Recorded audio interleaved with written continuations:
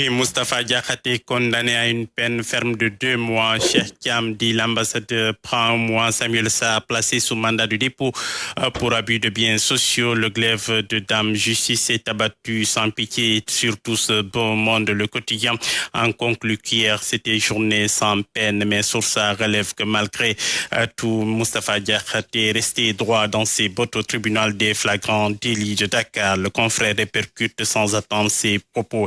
Il dit s'ils ont voté, il parle bien des populations du Sénégal. Si elles ont voté pour le projet, elles ont voté pour du vent. Il faut être dupe pour voter pour du vent. Des électeurs dupes, ils sont demeurés des maudits. Je maintiens mes propos jusqu'à l'extinction du soleil. À la limite, je ne comprends pas les propos qu'on me prête et de poursuivre, ce n'est pas de ma responsabilité si l'émission est vue par des millions de Sénégalais. C'est une télévision. J'ai dit que ceux qui ont donné la majorité à ces partis passifs ont fait mal à ce pays, le Sénégal. S'agissant du terme Galodof du terre, c'est une expression wolof qui signifie « un malheur ne vient jamais seul ». Ce n'est pas une insulte. Fin de citation.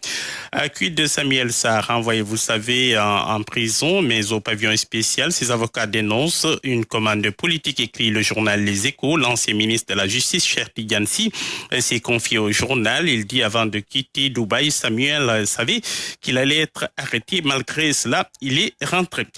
Politique, l'Assemblée nationale bientôt installée, le 2 décembre plus tôt. Enquête pointe le tableau de bord du Premier ministre. Le journal pose la question suivante. Quel gouvernement pour la nouvelle majorité? Diomaye, en tout cas, accélère la cadence pour le vote du budget. Sonko plus intéressé par la primature que par le perchoir. Le Témoin fait focus pour sa part sur les partis historiques du Sénégal, le Parti socialiste, le PDS, Rewmi, le PIT, la LD, AJU. Quel donc sort pour ces partis?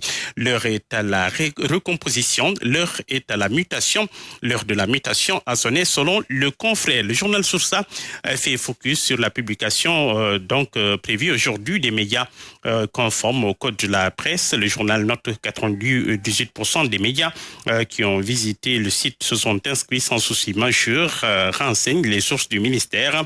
Mais la tâche n'a pas été facile pour une vingtaine de médias, ajoute-t-elle.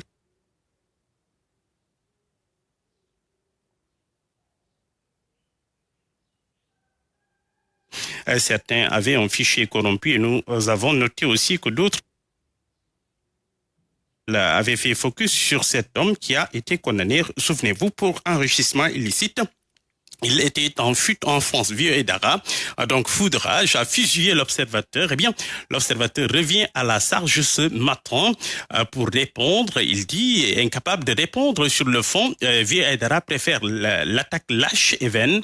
Le silence qu'il revendiquait naguère a visiblement cédé la place à un besoin irrépressible de se faire entendre en accusant l'observateur de faire de la prostitution journalistique. Il ne masque pas l'évidence. Il est un homme en quête d'une stature que son passé ne lui a jamais conférée. Car enfin, qui parle, se demande l'observateur. Un homme qui a déserté la scène lorsque celle-ci exigeait du courage, abandonnant Karim Wade dont les geôles de Dakar pourraient apparaître dans l'ombre d'un nouveau régime gonflé d'une arrogance imméritée. Aujourd'hui, il règle ses comptes avec l'observateur, non parce que nous aurions failli, mais parce que nous avons osé poser la question qui dérange. Qu'en est-il de sa condamnation par défaut à 10 ans de prison en 2015 pour complicité d'enrichissement illicite? Le journal de poursuivre sa diatribe n'est rien de plus que le cri d'un fugitif sans gloire, convaincu que l'insulte peut suppléer à l'argument que celui-là plaise ou non. L'observateur n'a rien à prouver à un homme dont les seules pseudo-victoires furent obtenues dans l'ombre au prix de compromis dont le Sénégal paie encore le prix. Fin de citation. En première page du journal Record Sport, Aliou Cissé dément la rumeur Mauritanie. Il dit « Je n'ai aucune négociation avec la Mauritanie ». Il ouvre la porte à Al-Ahly ou le Zamalek Babacar.